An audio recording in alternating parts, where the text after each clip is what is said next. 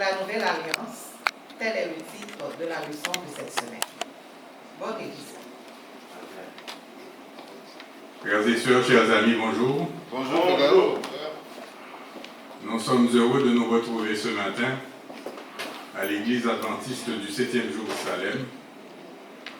Et nous allons revoir ensemble la leçon que nous avions étudiée au cours de la semaine. La leçon titrée « La nouvelle alliance ». J'étais en train de me poser la question durant la semaine, est-ce que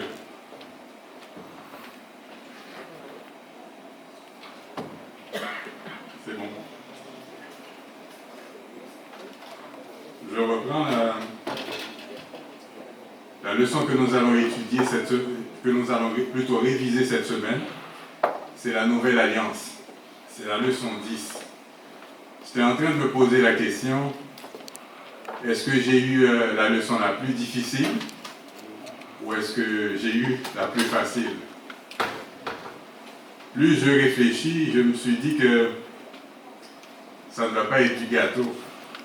Mais tout compte fait, il y a quelque chose qui me soulage, c'est qu'il y a beaucoup de gens à l'église et non seulement ça me fait plaisir de vous voir, mais aussi ça me réjouit le cœur parce que je sais que vous aviez étudié et que vous allez pouvoir m'aider dans la révision de cette leçon. Alors, pour poursuivre, il y a 3 éléments de base que je voudrais que vous gardiez à l'esprit. D'abord, on étudie la nouvelle alliance. On va remplacer le mot alliance par testament, si vous êtes d'accord. Alors, on va dire nouvelle alliance ou bien nouveau testament. Est-ce qu'il y a quelqu'un dans l'assemblée ou quelqu'un en ligne qui a déjà fait rédiger un testament? Oui. Frère Milo a répondu oui. Alors, est-ce qu'il peut nous dire comment ça se passe en général quand on fait rédiger un testament? Qu'est-ce que ça prend? On va dire que vous êtes capable de faire. D'accord.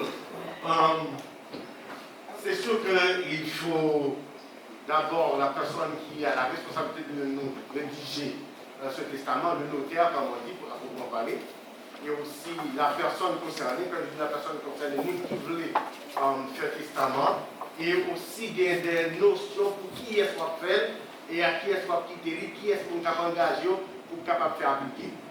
Oh Seigneur, frère Milo me complique la vie. On va dire que ça nous prend d'abord un médiateur, ou si vous voulez l'appeler un témoin, et la personne normalement qui va rédiger ce testament ou cette alliance, il y a des lois, il y a des règles que cette personne doit respecter. Donc, les 3 éléments fondamentaux pour l'alliance, que nous disons qu'on peut appeler également le testament, il y a un médiateur et il y a aussi des règles ou des lois. Il ne peut pas exister d'alliance ou de testament sans loi. Je me souviens, il y a environ 15 ou 16 ans de cela, Mireille et moi, on a décidé de faire rédiger un testament. À l'époque, les enfants étaient tout petits. Je pense que je vois d'ici ma fille qui fait un mouvement comme ça veut dire qu'elle n'était pas au courant qu'il y avait un testament. En effet, il y a eu un testament. Et ce qu'on avait prévu, s'il nous arrivait de quoi de façon accidentelle, alors dans ce cas-là, il faudrait trouver quelqu'un pour prendre soin de nos enfants qui étaient en bas âge. Sauf que, quand on a fait rédiger le testament, il y a 15 ans de cela, mais depuis le temps, ça a évolué. Ils ne sont plus en bas âge. Mais le détail qu'il faut souligner, c'est que tant que le testataire est en vie, le testament n'a aucune valeur. Ça prend la mort du testateur, ça prend la mort de la personne qui a fait rédiger le testament pour que le testament ou l'alliance soit valable. Alors, le verset à mémoriser, nous le trouvons dans Jérémie 31 et le verset 31. Il est dit, les jours viennent, dit l'Éternel, où je ferai avec la maison d'Israël et la maison de Juda une alliance nouvelle. À quoi est-ce que cela vous a fait penser, ce bout de phrase? Les jours viennent. Y a-t-il quelqu'un dans l'Assemblée qui veut se lancer, qui veut argumenter là-dessus? Ou s'il y a des gens en ligne, que ce soit sur Zoom ou sur YouTube, qui voudraient répondre à la question, ou du moins tenter de répondre à la question. On ne va pas perdre de temps. Alors, les jours viennent... Je vais mouiller un petit peu encore. Je dirais qu'il y a un petit côté prophétique là-dedans qui nous fait penser à Jésus-Christ qui viendrait et qui conclurait et qui donnerait donc une nouvelle dispensation, nouvelle à ce qui a été donné au Mont Sinaï. D'accord, frère Bill. Normalement, pour aller dans le même sens que toi, quand on dit les jours viennent, cela suppose, cela sous-entend qu'il y a quelque chose qui a été annoncé. Donc, quelque chose a été annoncé, le temps a fait son chemin, le temps est accompli. Maintenant, il arrive le moment où ce qui a été annoncé va être effectif ou va être accompli. Donc, les jours viennent, dit le Seigneur, où je ferai avec la maison d'Israël et la maison de Juda une alliance nouvelle. Pourquoi nouvelle? Est-ce que ça annule l'ancienne alliance? D'abord, en ce qui me concerne, pour mon élément de réponse, supposons que maintenant, Mireille et moi, nous décidions d'aller voir le notaire et de changer certaines choses dans le testament. Est-ce que ça veut dire que l'Ancien Testament est annulé? Ou est-ce qu'il est encore valide? Ça va dépendre des éléments que nous incluons là-dedans. C'est sûr que quand on l'a fait, Miozo avait à peu près 7-8 ans. Alors maintenant, elle est rendue adulte, je ne vais pas dire son âge. Alors ce qui veut dire que s'il arrivait de quoi, elle est en mesure de prendre soin d'elle-même. On n'aura plus besoin de quelqu'un en particulier pour prendre soin d'elle ou pour prendre soin de ses frères et sœurs. Donc ses frères et sœurs également sont devenus adultes, donc automatiquement, ça change un peu les données. Mais tant et aussi longtemps que je ne vais pas voir le notaire pour dire que j'annule ce testament, le testament, il est valable, bien entendu, tant et aussi longtemps que je ne suis pas mort. Ou du moins, ça va être valide à ma mort, bien entendu. Je rectifie. Nous allons lire un peu Jérémie 31, verset 31 à 34. Le verset 31, on l'a déjà lu. Maintenant, le verset 32. Ça dit, non comme l'alliance que je traitais avec leur père, le jour où je les ai saisis par la main pour les faire sortir du pays d'Égypte. Alliance qu'ils ont violée, quoique je fusse leur maître, dit l'Éternel. Donc, l'élément à souligner dans ce verset, c'est que dans la première alliance, Dieu a pris le peuple d'Israël par la main. Il l'a sorti du pays d'Égypte, il l'a sorti de l'esclavage, donc il n'a rien eu à faire. La seule chose que Dieu avait demandé en échange, c'est que le peuple d'Israël soit obéissant. C'est la seule chose. Donc, en gros, ce que ça veut dire, c'est que, quelle que soit l'alliance, quel que soit le testament, il y a toujours une clause, il y a toujours une règle. Et la règle dans le cas du testament, dans le cas de l'ancienne alliance, c'était l'obéissance. Est-ce que ça a changé dans la nouvelle alliance? Non, ça n'a pas changé. Mais la seule différence, ce qui différencie l'ancienne et la nouvelle alliance, c'est le fait que l'ancienne alliance a été violée, n'a pas été respectée. Les règles n'ont pas été respectées. Alors, donc, l'Éternel va continuer par l'entremise du prophète Jérémie pour dire, après ces jours-là, dit l'Éternel, je mettrai ma loi au-dedans d'eux. Je l'écrirai dans leur cœur. Donc, puisque la première alliance a été méprisée, n'a pas été respectée parce que le peuple d'Israël n'a pas respecté les règles, non, parce que le peuple d'Israël n'a pas obéi à la loi de Dieu, à ce moment-là, il y a une nouvelle disposition qui est prise. Mais l'alliance reste et demeure la même. Il n'y a rien qui a changé. Celui qui a fait rédiger l'alliance, ou du moins qui a rédigé l'alliance, est encore là. Notre Dieu, il est le même hier, aujourd'hui et éternellement. Il ne change pas. Alors, les jours viennent où ce qu'il va faire, il va écrire dans le cœur de chaque être humain, dans le cœur de chaque membre du peuple d'Israël, bien entendu entre guillemets à l'époque, parce que cela n'exclut pas nous qui ne sommes pas Israël par le sang. Alors, les jours viennent où l'Éternel va écrire dans leur cœur sa loi. Il est question de quelle loi ici?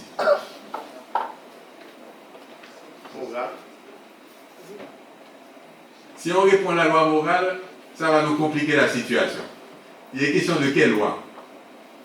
La loi de la conscience. La loi de la conscience? Dans ce cas-là, ça va encore compliquer un peu plus la situation parce que chacun va dire, en fonction de sa compréhension, en fonction de sa vision des choses, que selon ma conscience, ça me dit telle ou telle chose. Mais l'apôtre va dire que... Juste un instant, frère Michel. Je dis que l'apôtre va dire qu'il y en a qui vont payer sans la loi, d'autres vont payer avec la loi. Ok. Donc, Dieu a placé dans chaque être humain, quelque chose d'intéressant. C'est sa conscience qui va lui indiquer pourquoi tu dois faire telle chose, pourquoi tu ne dois pas faire telle autre chose. Et Paul dit maintenant, les autres qui n'ont pas eu la loi, les commandements du direct, ils ont fait de bonnes choses. Ils vont être jugés. Mais c'est en cette chose que j'ai dit maintenant là. Pour ça, peut-être il y a d'autres éléments. C'est peut-être un élément. Faisons un petit retour. Acceptez Pléonas en arrière. Quelle a été la première alliance que Dieu avait conclue? Ou la première fois que le mot alliance a été mentionné dans la Bible? C'était dans quelle alliance? Non, il y a avec Adam et Ève d'abord. Exactement, frère Milo a raison, c'est Noé. Noé dans Genèse chapitre 6. Et l'alliance était mentionnée de quelle façon? Dieu avait dit, regarde, ce que les hommes ont fait, je déteste tout ce qu'ils ont fait. Le péché a envahi le monde entier, alors je regrette d'avoir créé l'humanité. Alors ce qu'il a dit, je vais faire venir le déluge, et à ce moment-là, il a demandé à Noé de construire une arche. Mais dans cette alliance, dans ce testament, il avait demandé quelque chose de précis. Tu devras embarquer dans l'arche, toi, ta femme, tes fils, ainsi que leur époux, épouse, etc. Donc, c'est pour ça qu'au début, j'avais dit qu'il y a toujours une loi dans une alliance. Et la deuxième fois que l'Éternel avait conclu une alliance avec le peuple d'Israël, c'était au mont Sinaï. Au mont Sinaï, il avait donné les 10 commandements écrits de ses droits à Moïse. C'est la seule fois que ça a été précisé, quelque chose que Dieu avait fait de ses propres mains. Mais à part ça, toutes les autres règles, tout ça, ça a été annoncé par Moïse, comme quoi que Moïse a dit, voilà, l'Éternel m'a dit, l'Éternel m'a annoncé ci, l'Éternel m'a annoncé ça. Mais la différence entre toutes ces règles et la loi dont on parle ici, en ce qui a trait à l'alliance, il est question des 10 commandements. Et un peu plus loin, on va trouver Jésus-Christ, entre guillemets, dans la nouvelle alliance, qui va faire une déclaration dans Matthieu 5 et le verset 17. Il a déclaré, ne croyez pas que je sois venu pour abolir la loi ou les prophètes. Je suis venu non pour abolir, mais pour accomplir. Regarde un peu ce texte et ensuite considérez Jérémie 31. Les jours viennent où je vais faire une nouvelle alliance avec la maison d'Israël et la maison de Juda. Et Jésus-Christ va dire, ne croyez pas que je sois venu pour abolir la loi ou les prophètes, mais je suis venu non pour abolir, mais pour accomplir.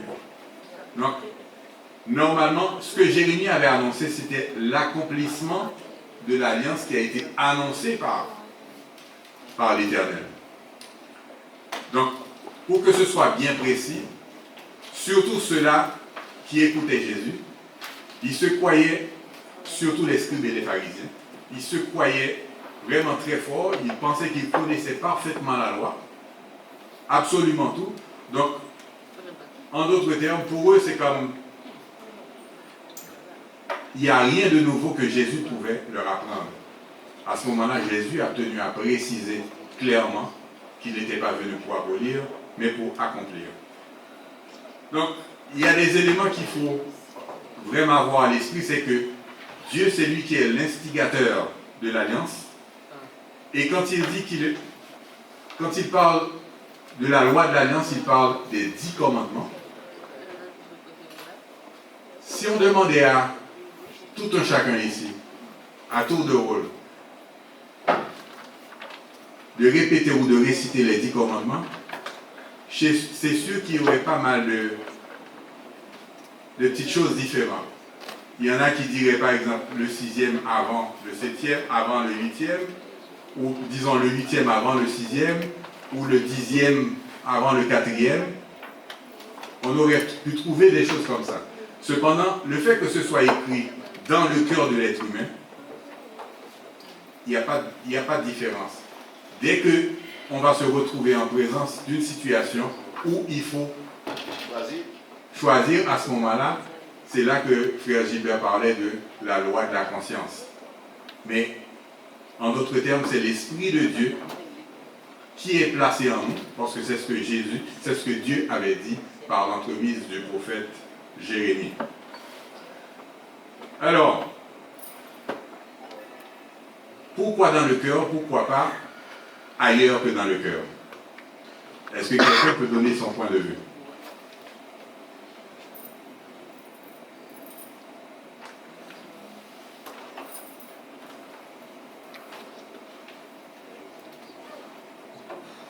Pourquoi dans le cœur? Comment dit comme ça, que c'est parce que c'est le constitué sanctuaire, mon Dieu, le temple du Saint-Esprit. C'est là que mon Dieu est capable plus toucher nous, et c'est ça que je l'ai dit, conscience nous, capable plus à recevoir l'instruction que mon Dieu est capable de nous donner. Selon Frère Milo, c'est le ciel, oui, Miozo? Moi, ce que je rajouterais, c'est qu'en général, en tant qu'être humain, des fois, on va avoir des décisions à prendre, un dilemme entre suivre son esprit et suivre son cœur. Et en général, c'est plus facile de suivre son cœur que de suivre sa tête. Alors, j'imagine que c'est comme ça. Oui, Frère Gilbert. J'espère que les gens à l'extérieur ont entendu. Oui. Moi, je pense que c'est plus une question, c'est une chose plus difficile de poser là. Dans la mesure où, quand on réfléchit rationnellement, qu'est-ce que ça a à voir avec ce qu'on parle, cet organe qu'on appelle le cœur? Oui, alors je vais vous faire la réponse à la bonne vraiment, mais ça vient pour nous, ouais.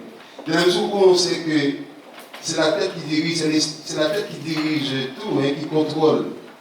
Maintenant, c'est une question la plus difficile pour moi-même. Et que malheureusement, je réponds ça. Est-ce que quand on parle de cœur ici, est-ce qu'on parle de cet organe-là? Boulevard Samuel. Est-ce que c'est ça à parler? J'ai l'impression que c'est pas de ça qu'on parle. Maintenant, est-ce qu'on utilise le mot cœur dans le sens figuré? Et c'est là que je veux aller. Si ça peut aller là, dans le sens figuré. Non, je ne parle pas de cet organe que l'on voit à l'anatomie. Je vais faciliter un peu la discussion juste avant Frère Ernst. Quand quelque chose nous fait mal, quand on a été victime de quelqu'un ou de quelque chose, on dit souvent que ça m'a fait mal jusqu'ici. Ça fait mal dans le cœur.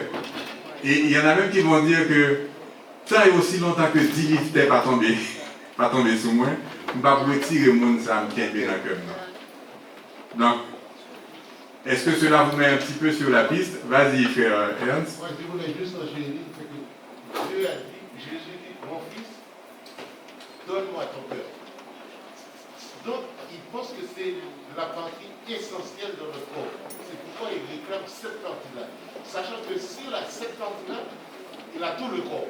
C'est pour ça qu'il dit, mon fils, donne-moi ton cœur. C'est pour ça que moi je pense que le cœur, c'est l'élément fondamental. C'est l'organe fondamental que Dieu a besoin dans chaque humain en particulier. Ou de façon plus simple, sans le cœur, est-ce que quelqu'un est en vie? Est-ce que quelqu'un peut rester en vie sans son cœur? Sans l'esprit non plus. Je ne pense pas. Alors tout ça pour dire que la partie principale ou l'élément principal dans cette alliance, c'est le cœur. C'est le cœur qui va nous pousser à aimer notre Dieu, ou du moins si bien sûr l'Esprit de Dieu se trouve dans notre cœur. Donc c'est ce qui va nous pousser à non seulement aimer notre Dieu, à vouloir faire sa volonté, à aimer nos prochains, à faire tout ce que vous voulez qui est bien. Cependant, sans cet organe, sans cette partie-là, il nous est impossible de faire quoi que ce soit. Et cela va être un petit peu plus concluant quand Jésus va dire dans Matthieu 5 et à partir du verset 21, si je ne me trompe, de mémoire, je me rappelle, vous avez appris qu'il a été dit, tu ne commettras point l'adultère. Mais moi, je vous dis que celui qui regarde une femme, déjà avec l'intention de, je ne vais pas terminer là-dessus, il a déjà commis l'adultère dans son cœur. Donc, ce qui va changer, ou du moins ce qui différencie l'ancienne et la nouvelle alliance, c'est que dans l'ancienne alliance, ceux-là qui étaient concernés n'y allaient pas avec le cœur. Ils avaient appris que, voilà, il faut faire ci, il faut faire ça. Mettons qu'un enfant qui est né, en grandissant, avait appris les lois données, que ce soit au mont Sinaï, ou du moins données par Moïse, des lois, il les apprenait comme de façon machinale. Et à un certain moment, qu'est-ce qui arrive? La mémoire, c'est une faculté qui oublie. On oublie et on fait n'importe quoi. Sauf que, quand c'est ancré en nous, quand c'est dans notre cœur, ça fait partie intégrante de notre être, à ce moment-là, c'est très difficile d'oublier ces lois ou ces ordonnances. Oui. Je voulais dire que nous sommes en train d'énumérer autant d'éléments qui font de cette alliance une alliance nouvelle. Oui. Lorsque nous parlons du cœur et de l'esprit était toujours là, certes, mais comme on parlait avant, c'était sur des tables de pierre. Ça fait une différence entre la nouvelle et l'ancienne alliance. Ouais. C'est sûr que nous ne sommes pas encore arrivés, mais je voudrais quand même commencer me dire, le sang par rapport au sacrifice que nous avons l'habitude de faire continuellement, jour et nuit, et par rapport aux prêtres et grands prêtres. Je ne vais pas entrer là-dedans puisque tu viendras sous peu, donc pour parler de cette alliance qui est nouvelle par rapport à l'ancienne et par rapport aux sacrifices. Je comprends que tu étais un petit peu pressé. Mais naturellement, la raison pour laquelle j'insiste sur la partie du cœur, c'est parce que ce qui explique notre présence ici, ce qui explique ce que nous vivons au jour le jour, ça a un rapport avec notre cœur, notre relation avec notre Dieu. C'est sûr que je peux en quelques secondes dire que la différence qu'il y avait entre l'ancienne alliance et la nouvelle alliance, c'est que Jésus-Christ n'avait pas encore, ou du moins n'avait pas encore été sacrifié. Donc ça c'est un aspect ou du moins une différence entre les deux alliances. Maintenant, l'autre chose qu'il faut préciser par rapport à ça, puisque frère Milo va pousser dans le dos, alors on va continuer, on va poursuivre. Alors, autrefois, ce qui se faisait, une fois que quelqu'un avait péché, automatiquement on faisait des sacrifices. Dépendant du type de péché, on choisissait quel type de sacrifice qu'il fallait faire. Sauf que, est-ce que le sang des taureaux, est-ce que le sang des animaux, est-ce que grâce à ça, les gens avaient le pardon de leurs péchés? Oui ou non? Paul va nous dire que ce n'était pas efficace. Et du moins, c'était pas aussi efficace. C'est pourquoi Paul va nous dire que la nouvelle alliance, c'est plus supérieur. C'est ça le mot qu'il a utilisé. Donc, mais quand même, ce sang préfigurait Jésus-Christ qui devait venir un peu plus tard et donner son propre sang pour nous autres. Ou du moins, c'était une image. Une image, voilà. Une image du sacrifice que Jésus allait consentir. La seule chose, c'est que... Oui? On ne peut pas dire que ce n'était pas efficace. Imaginons que les gens qui étaient à l'époque, on faisait des sacrifices. À un certain point, ils étaient morts, pas vrai? Oui. Mais est-ce que ces gens-là vont sauver? La réponse à ta question se trouve dans Tite 2 et le verset 11. Ça veut dire que c'était efficace. Oui, le sang de Jésus est supérieur, mais à un certain point, c'était efficace. On va essayer d'argumenter un petit peu là-dessus. Est-ce que c'était efficace à un certain point parce que ça débarrassait les gens de l'époque du sentiment de culpabilité? Ça leur faisait croire que c'est fini ce que j'avais commis comme péché, donc c'était effacé. Mais est-ce que c'était vraiment effacé? Non. Le seul sang qui purifie et qui efface les péchés de tout un chacun, c'est le sang de Jésus. Tite 2, verset 11, l'apôtre va nous dire exactement, car la grâce, source de salut pour tous les hommes, a été manifestée. Il n'a pas dit source de salut pour les gens du Nouveau Testament, excluant ceux de l'Ancien Testament, mais son sang, quand il l'a versé, c'était pour l'humanité entière. Donc, le sang qui était répandu sur les linteaux ou sur la populace après un sacrifice en général, ça préfigurait, ça annonçait le sang de Christ qui allait couler sur la croix du Calvaire. Autre... Ajouter à tout ça, ouais. Le verset extraordinaire et mémorable de Jean-Baptiste, lorsqu'il voyait Jésus-Christ arriver et qui dit, voici l'agneau de Dieu qui ôte le péché du monde. Effectivement, très bien. Donc, là-dessus, il n'y a aucun doute qu'on parle d'ancienne alliance ou de nouvelle alliance. Naturellement, à la base, ce sont les mêmes joueurs, la même loi, les mêmes critères. Donc, ce que Dieu attend de chacun d'entre nous, c'est l'obéissance à ses préceptes, l'obéissance à sa loi, l'obéissance à ses commandements. Est-ce qu'il y aurait des questions dans l'Assemblée? Oui, frère Elius.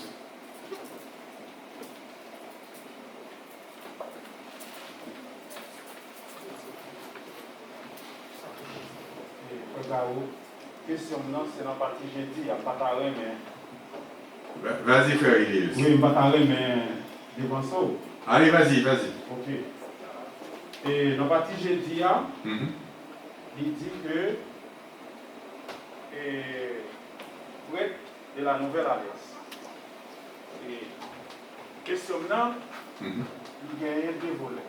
Ok. Prêtre de la nouvelle alliance.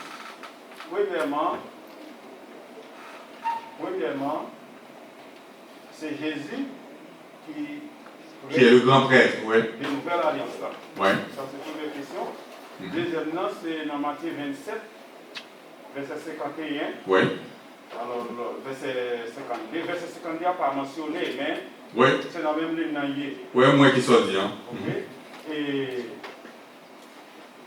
la Bible parlait des événements qui étaient produits lorsque Jésus était par le dernier soupir. Oui. Qui dit rocher écrasé, celle qui était ouvrie. Oui. Il y a eu des morts ressuscités, oui. Des tremblements de terre. Mais ça qui est plus intéressant, c'est dans le verset 52. Il dit que tu as gagné un grand nombre de saints, corps saints, qui t'ont ressuscité. Oui. Mais lorsqu'ils ont ressuscité, ils ont présenté dans la ville sainte. Ok. Et moi, je connais l'événement, ça, c'est un bail littéral quelque pays. Mais pour Ville Saint-Plan, moi, je connais, est-ce que c'est en Israël, Ville Saint-Plan, ou bien si c'est un bagage symbolique? De façon précise, je ne vais pas venir avec comment dire, des preuves ou des textes au niveau de l'histoire pour dire que voilà, selon l'histoire, la ville sainte se trouvait à tel endroit. Mais tout ça que nous connaissons, c'est que normalement en Israël, à l'époque, il y avait comme un endroit où on appelait comme la ville sainte. Tout comme jusqu'à présent, il y a un monde qui visiter, qui allait en Israël et puis qui voulait visiter la ville sainte, qui visitait des monuments, des affaires comme ça. Donc c'était juste au niveau de l'appellation. Donc est-ce que vous les connaissez par là? Est-ce que la ville était vraiment sainte dans le sens? Non, mais oui. Non, c'est que la Bible claire. La Bible dit qu'il était entré dans la ville sainte là. Tout comme il était dit qu'il était entré dans Capernaum ou bien ailleurs. Oui. Mais moi-même, ça qui ont été embarrassé, c'est pas seulement verset ça qui embarrassé, mais dans plus l'autre dans la Bible qui est embarrassé encore. Que je ne partage jamais dans l'université, mais on va la caser comme ça.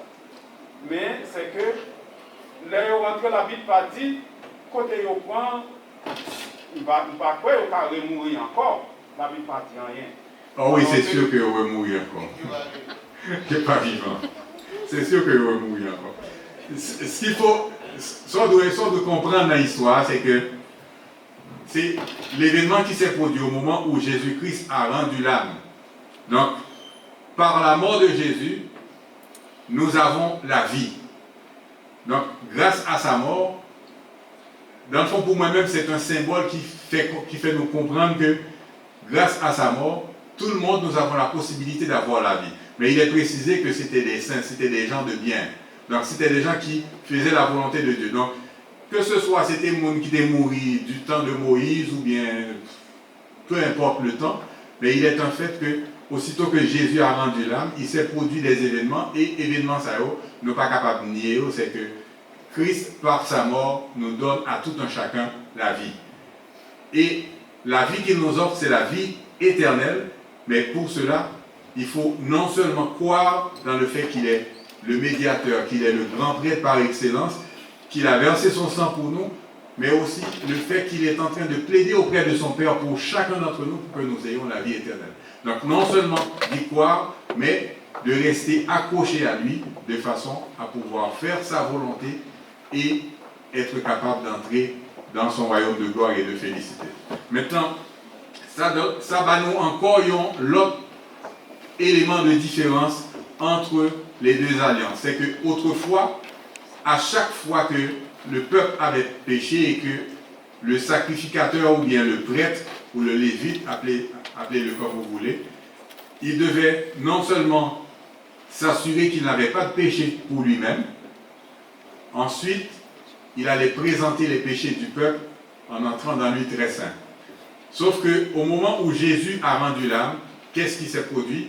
Il y a eu un événement. Le voile du temple s'est déchiré. Donc, il n'y a plus de séparation maintenant. Donc, automatiquement, par Jésus-Christ, nous avons la possibilité d'aller directement à Dieu. Parce que dans le lieu très saint, ce qu'il y avait, vous vous rappelez, c'était l'arche de l'Alliance avec les 10 commandements à l'intérieur, les 2 chérubins, etc. Donc à chaque fois, l'Éternel se manifestait entre les 2 chérubins par une nuée qui montait. C'est cette même raison qui a poussé pas mal de gens à vouloir avoir l'arche de l'Alliance pour les précéder quand ils allaient en guerre, etc. Donc ça, c'est dans l'histoire, on trouve pas mal de ces choses-là. Alors, donc, bref, j'espère que frère Elius d'accord ensemble avec nous que, naturellement, au moment où Jésus-Christ est mort, donc, ça a débloqué ou ça a changé pas mal de choses. Automatiquement, c'est un signal qui fait nous réaliser que celui qui va persévérer en Jésus-Christ, il va avoir la vie et la vie éternelle. Alors, on va faire une petite récapitulation. Dans une alliance, il y a un médiateur il y a des lois et Les bénéficiaires. des bénéficiaires. Et les bénéficiaires, c'est nous. C'est vrai, je ne le dirai pas comme ça, mais c'est vrai. Il y a des bénéficiaires. Maintenant, la question qu'on pourrait se poser, est-ce que, en ce moment présent, où est-ce que je me situe par rapport à tout ce sacrifice? Où est-ce que je me situe dans l'alliance que Dieu a conclue avec la maison d'Israël et la maison de Juda? Est-ce que je fais partie ou est-ce que je ne fais pas partie? Si nous lisons dans Jean 1er et le verset 11, Jésus va dire, elle est venue chez les siens, en parlant de la parole, parce que lui c'est la parole faite chair, elle est venue chez les siens et les siens ne l'ont point reçue. Mais à ceux qui l'ont reçue, à ceux qui croient en son nom, elle a donné le pouvoir de devenir enfants de Dieu. Donc si, peu importe que je sois de la descendance d'Abraham, peu importe que je sois fils d'Abraham ou non, mais par Jésus-Christ, par mon acceptation de la parole de Dieu, par mon acceptation de Christ qui est la parole faite chair, cela me donne le pouvoir de devenir enfant de Dieu. Notez bien, ça ne dit pas que ça me fait devenir un enfant de Dieu, mais ça me donne le pouvoir de devenir enfant de Dieu. Donc, il y a tout un cheminement par après, une fois qu'on a accepté Jésus comme étant la parole faite chair. Alors, d'autres interventions? Oui, frère? Non? J'ai une question. Oui, ma soeur.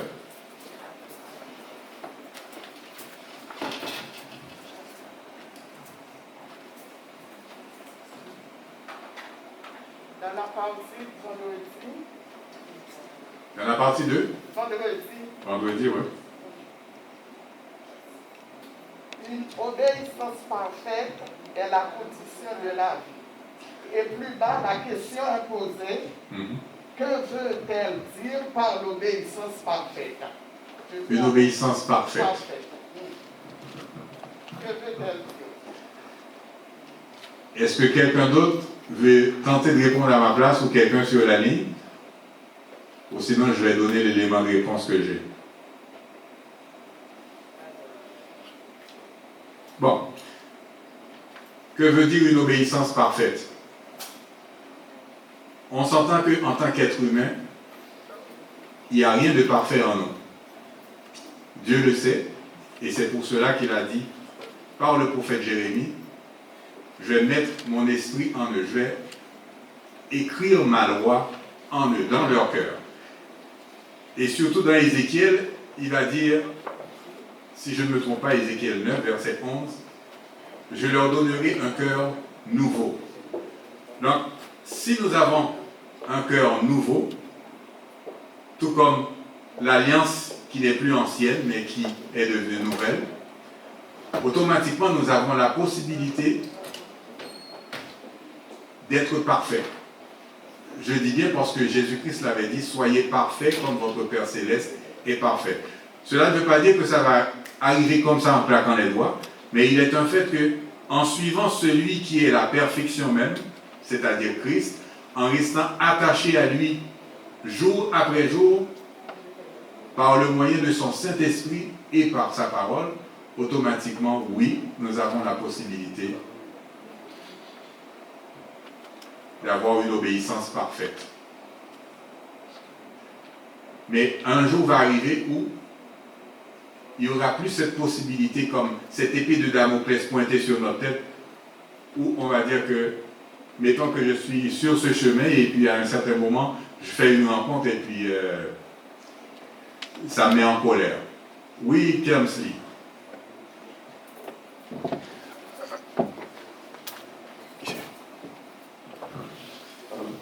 Yes, juste pour savoir, est-ce que l'obéissance parfaite, est-ce qu'il n'est pas en corrélation avec la foi? Est-ce que l'obéissance parfaite n'est pas en corrélation avec la foi? En corrélation avec la foi. En effet, ce qui nous pousse à aimer Dieu, ce qui nous pousse à vouloir faire la volonté de Dieu, d'abord c'est l'amour, mais c'est la foi que nous avons en lui. Donc ce n'est pas pour rien qu'il a changé, qu'il va dire que je vais changer leur cœur. Donc si le cœur est changé, automatiquement, la foi va intervenir surtout au niveau où il y a des choses qu'on ne comprend pas, qu'on ne peut vraiment pas expliquer. Donc à ce moment-là, il faut se dire que il faut faire confiance à Dieu, il faut se remettre à l'Éternel, qui est tout, et automatiquement, c'est un élément, effectivement, à ne pas négliger. Oui. Mais cependant, il ne faut pas nier que le fait de dire qu'on a la foi, ça ne suffit pas. Ça doit être manifeste. Et une foi manifeste, ça s'accompagne d'observation des règles ou des commandements de Dieu ou du respect de tout ce que Dieu prescrit. Oui. Et non, même là, ça me paraît merci. Nous connaissons tout le monde qui a accepté pour partie dans la question de Jésus qui est venu mourir pour sauver l'humanité. Et il y a des gens qui ont accepté, on sait une partie, il y a des gens qui ont accepté en même. Et il y a des gens qui disent que il n'y a pas qu'à quoi dans ça ou pas. Mais nous autres, et en plus l'autre monde, en obéissance parfaite, c'est que nous acceptons Jésus-Christ à 100% avec tous les principes de Jésus. Mais nous sommes pécheurs, ça ne veut pas dire que nous ne pas continuer à pécher. You're almost done. Nous pas Click mieux. the after Chrome button, then Oui. Nous pas nier rien dans l'affaire Jésus. L'homme dit Jésus, donc le monde c'est Dieu, il connaît. Il ne pas comme Jésus, amen. Alors, obéissance parfaite, c'est que nous acceptons Jésus à 100% avec tous les principes. Moi, c'est ça. Ok. Le petit bruit m'a dérangé un petit peu. J'ai oublié ce que j'allais dire. En tout cas. Maintenant. Ok.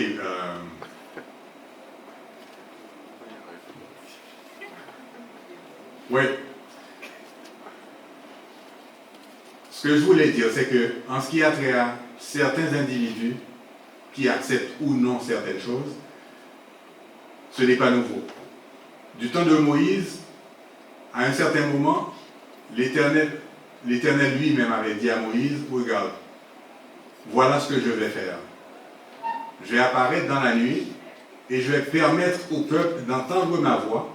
Comme ça, il aura toujours confiance en toi. Donc, ce qui veut dire que à chaque fois que Moïse apparaissait et qu'il disait, voilà, l'Éternel m'a dit ci, l'Éternel m'a dit ça, normalement, en tant qu'être humain, c'est sûr qu'au niveau du peuple d'Israël, il y en a qui ne voulaient pas l'accepter. Donc, pour résoudre ce problème, ce que Dieu a fait, il a apparu dans une nuée et il a permis au peuple d'entendre sa voix. Donc, comme ça a confirmé qu'effectivement, Dieu parlait à Moïse. Donc, de nos jours également, c'est pareil. On peut tomber sur des gens qui n'acceptent pas absolument tout, mais on va dire que laissons le Saint-Esprit de Dieu faire son travail en chaque individu. Mais nous, ce que nous avons à faire, c'est de propager la parole, de dire au monde entier que Jésus-Christ, voilà ce qu'il est, voilà ce qu'il a fait pour nous. Donc, c'est tout ce que nous pouvons faire, mais à part ça, le reste, c'est le Saint-Esprit de Dieu qui va faire son travail. Et c'est ce que nous avons trouvé comme élément de base dans la Nouvelle Alliance, c'est le cœur de l'être humain. Dieu a mis son esprit dans le cœur de l'homme, Dieu a écrit ou a inscrit ses lois dans le cœur de l'homme.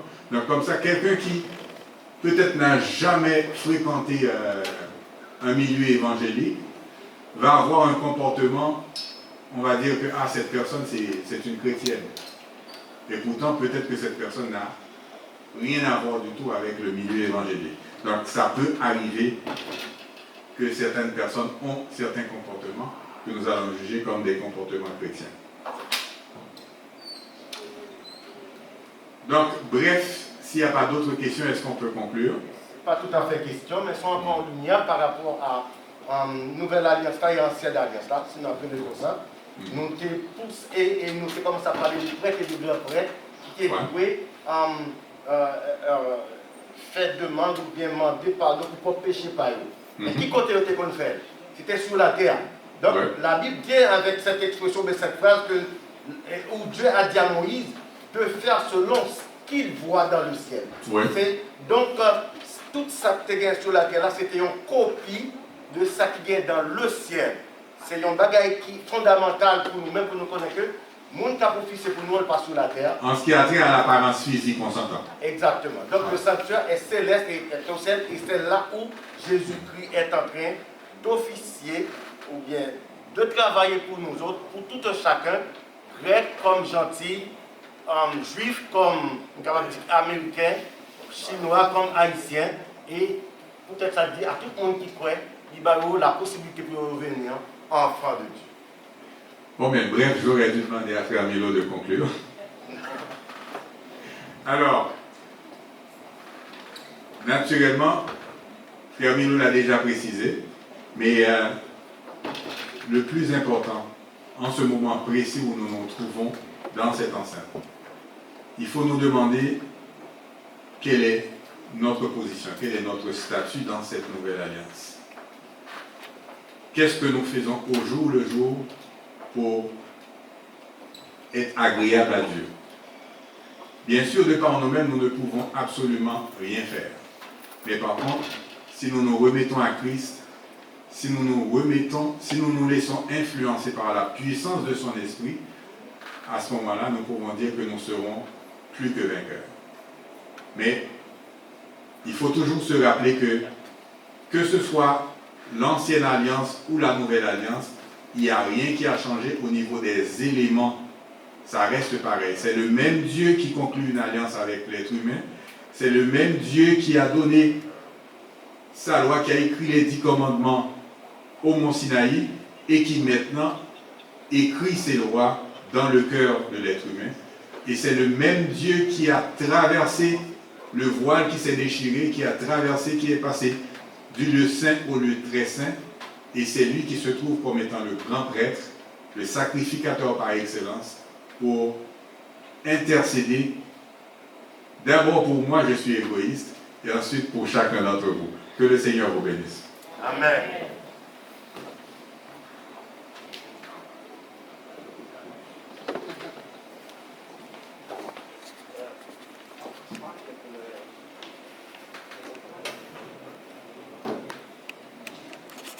Nous sommes arrivés à la fin du programme de l'école du sabbat de cette semaine. Je voulais simplement remercier en mon nom et au nom de toute la direction de l'école du sabbat, bien sûr ceux qui ont participé aujourd'hui, aussi particulièrement Frère Garot, qui nous a transmis une leçon très édifiante aujourd'hui. Je voulais remercier tout le monde qui est présent ici et bien sûr ceux qui sont à la maison. Et particulièrement ceux qui ont participé. C'est toujours bien apprécié là, les questions et les commentaires évidemment. Avant de vous quitter, par contre, j'ai une petite annonce du ministère de l'École du sabbat de Salem qui vous invite à la révision du questionnaire du deuxième trimestre. Notez bien le 19 juin, de 17h à 19h. Ce sera avec les conférenciers Nancy Dimanche et Yves-Éric Saint-Just. Donc, consultez votre communication Salem pour avoir les détails du Zoom, bien sûr. Donc, je vous souhaite un bon sabbat à tous et bonne continuité de programme. Au revoir. Amen.